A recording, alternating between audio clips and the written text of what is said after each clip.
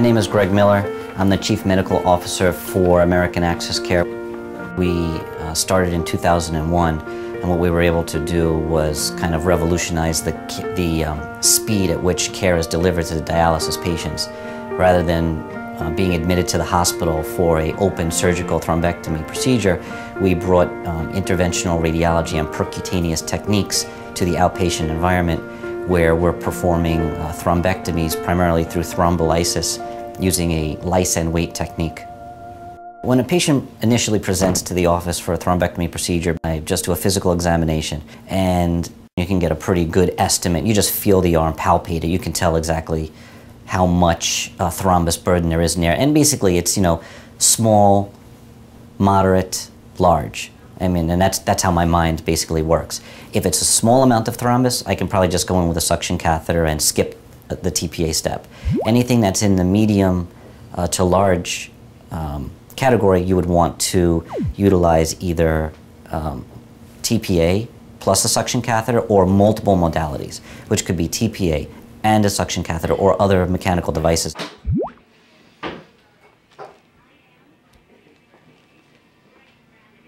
All of the thrombectomies should reasonably start with TPA infusions first, because it just makes the case that much easier.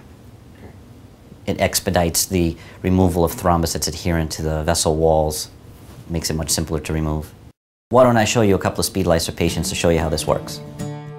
So access is gained into the graft using a standard micropuncture needle, which comes with the speed Lyser set. Then a stainless steel 018 wire is inserted into the access. Now, once the wire is passed relatively effortlessly through the access, the needle is removed and the speed Lyser catheter is inserted. Depending on the thrombus burden and the length of the access, I have 3 sizes of speed Lysers to choose from, whether it's 15, 20, or 25 centimeters in length. The catheter is inserted, then I'll slowly infuse TPA, which will distribute evenly throughout the access. Certainly, TPA can be infused through any catheter. It can be infused through an angiocatheter, which costs about 50 cents. It can be infused through a micropuncture catheter, which costs about $20. The benefit to utilizing the speed Lyser is it has multiple side holes, and so as you inject the TPA, it gets distributed through the entire length of the graft. So it's just simply more efficient distribution of TPA throughout the access, which I find actually simply does a better job. As far as other mechanical devices are concerned, everybody is well familiar with the Teratola device, which is a mechanical rotary device which will macerate thrombus. It actually doesn't eliminate any, and there's a lot of small particles that probably travel up and get trapped by the lungs, which is not a big deal. However, the Teratola device is limited in that if there's a large thrombus burden, where does all that thrombus go ultimately? So the Teratola device actually works well when speed Lyser has been utilized ahead of time. In addition, there's the angiojet catheter, but it's also limited because it doesn't get good wall contact, and so you wind up with a lot of laminar adherent thrombus on the walls of the fistula. Certainly fistulas have a lot of problems with adherent thrombus. And again, having used TPA or speed Lyser first, you can actually obviate some of those problems.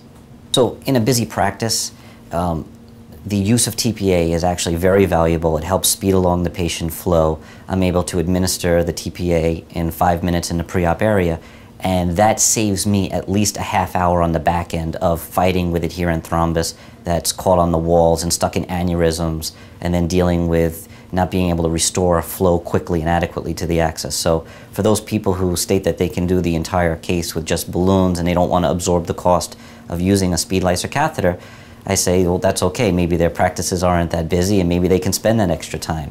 But if you need to hustle the day along, certainly putting in the TPA with the speed Lyser catheter is beneficial. Currently, there are probably about 400,000 patients on dialysis in the US.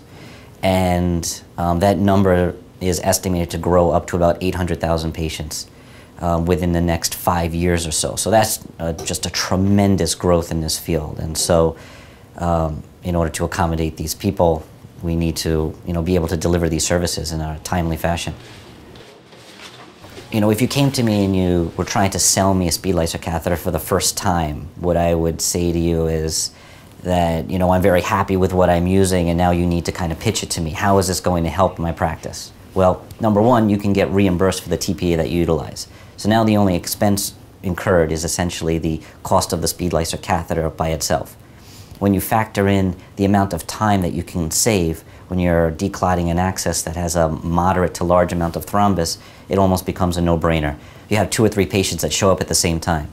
One of them is a declot and the other 2 are fistulograms. Well, in the hour that it'll take you to knock out the 2 fistulograms, that graft has been sitting with a speed Lyser in there and TPA, and then that otherwise 45-minute procedure gets reduced into a 25-minute procedure, and the clot is just all lysed and soft and it comes right out, and next thing you know, you're running through your day just as you wanted to.